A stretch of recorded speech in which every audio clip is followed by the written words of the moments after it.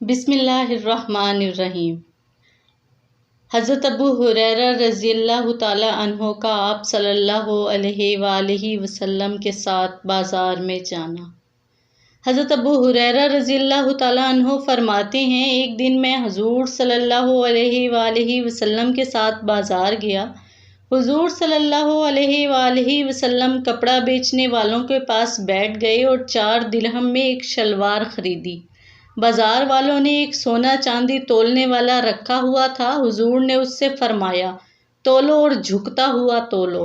حضور نے وہ شلوار لے لی۔ میں نے حضور سے شلوار لے کر اٹھانی چاہی۔ حضور نے فرمایا، چیز کا مالک خود اسے اٹھانے کا زیادہ حقدار ہوتا ہے، اگر ہاں وہ مالک اتنا کمزور ہو کہ اپنی چیز کو اٹھا نہ سکتا ہو تو پھر اس کا مسلمان بھائی اس کی مدد کرے۔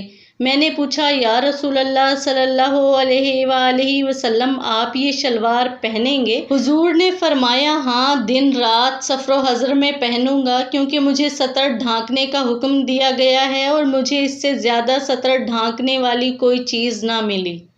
حضرت ابو ہریرہ رضی اللہ تعالیٰ عنہ فرماتے ہیں، میری والدہ مشرک تھیں، میں ان کو اسلام کی دعوت دیا کرتا تھا۔ ایک دن میں نے ان کو دعوت دی، انہوں نے مجھے حضور صلی اللہ علیہ وآلہ وسلم کے بارے میں بڑی ناگوار باتیں سنائی۔ میں روتا ہوا حضور کی خدمت میں حاضر ہوا اور عرض کیا، یا رسول اللہ، میں اپنی والدہ کو اسلام کی دعوت دیا کرتا تھا، وہ انکار کر دیا کرتی تھیں۔ آج میں نے ان کو دعوت دی تو انہوں نے مجھے آپ کے بارے میں بڑی ناگوار باتیں کہیں۔ آپ اللہ تعالیٰ سے دعا کریں کہ اللہ تعالیٰ ابو ہریرہ کی والدہ کو ہدایت دے دے۔ آپ نے فرمایا، اے اللہ، ابو ہریرہ کی والدہ کو ہدایت دے دے۔ میں حضور کی دعا لے کر خوشی خوشی گھر کو چلا۔ وہاں پہنچ کر میں نے دروازہ کھولنا چاہا لیکن وہ بند تھا۔ میری والدہ نے میرے قدموں کی آہٹ سن کر کہا، ابو ہریرہ، ذرا ٹھہرو۔ میں نے پانی کے گرنے کی آواز سنی، یعنی میری والدہ اسلام میں داخل ہونے کے لیے نہا رہی تھی۔ میری والدہ نے کرتا پہن لیا اور جلدی میں دوپٹہ نہ اوڑھ سکیں اور دروازہ کھول کر کہا، اے ابو ہریرہ۔ والدہ نے کلمہ پڑھا۔ فرماتے ہیں کہ میں خوشی سے رونے لگا اور حضور کی خدمت میں واپس آ کر آپ کو بتایا کہ اے اللہ کے رسول، آپ کے لیے خوشخبری ہے، اللہ تعالیٰ نے آپ کی دعا کو قبول فرما کر ابو ہریرہ کی والدہ کو ہدایت دے دی۔ آپ صلی اللہ علیہ وآلہ وسلم نے اللہ کا شکر ادا کیا اور دعائے خیر فرمائی۔ اللہ کی دی ہوئی نعمتوں پر شکر ادا کرنا۔ حضرت ابو یزید مدینی رحمہ اللہ کہتے ہیں، حضرت ابو ہریرہ رضی اللہ تعالیٰ عنہ نے مدینہ میں آپ صلی اللہ علیہ وآلہ وسلم کے منبر پر کھڑے ہو کر بیان فرمایا اور حضور صلی اللہ علیہ وآلہ وسلم کے کھڑے ہونے کی جگہ سے ایک سیڑھی نیچے کھڑے ہو کر ارشاد فرمایا، تمام تعریفیں اس اللہ کے لیے ہیں جس نے ابو ہریرہ کو اسلام کی دعوت دی، اور تمام تعریفیں اس اللہ کے لیے ہیں جس نے ابو ہریرہ کو قرآن سکھایا۔ تمام تعریفیں اس اللہ کے لیے ہیں جس نے حضرت محمد صلی اللہ علیہ وآلہ وسلم کی صحبت میں رہنے کا موقع عنایت فرما کر ابو ہریرہ پر بڑا احسان فرمایا۔ تمام تعریفیں اس اللہ کے لیے ہیں جس نے مجھے خمیری روٹی کھلائی اور اچھا کپڑا پہنایا۔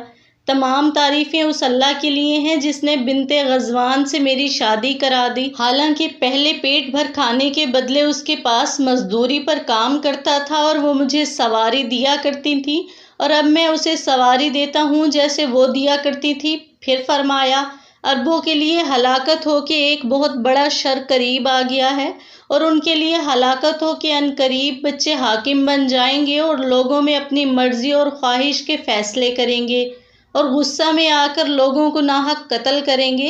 اے فروخ کے بیٹو، حضرت ابراہیم علیہ السلام کے بیٹے، یعنی عجم کے رہنے والوں، حضرت ابراہیم علیہ السلام کے اس بیٹے کی اولاد عجم کہلاتی ہے۔ تمہیں خوشخبری ہو، اس ذات کی قسم جس کے قبضہ میں میری جان ہے، اگر دین ثریا ستارے پاس لٹکا ہوا ہوتا تو بھی تمہارے کچھ آدمی اسے ضرور حاصل کر لیتے۔ حضرت ابو حبیبہ رحمہ اللہ کہتے ہیں، جن دنوں حضرت عثمان رضی اللہ تعالیٰ عنہ اپنے گھر میں محصور تھے، میں ان کی خدمت میں ان کے گھر گیا۔ وہاں میں نے دیکھا کہ حضرت ابو ہریرہ رضی اللہ تعالیٰ عنہ حضرت عثمان رضی اللہ تعالیٰ عنہ سے لوگوں کے سامنے بیان کرنے کی اجازت مانگ رہے ہیں۔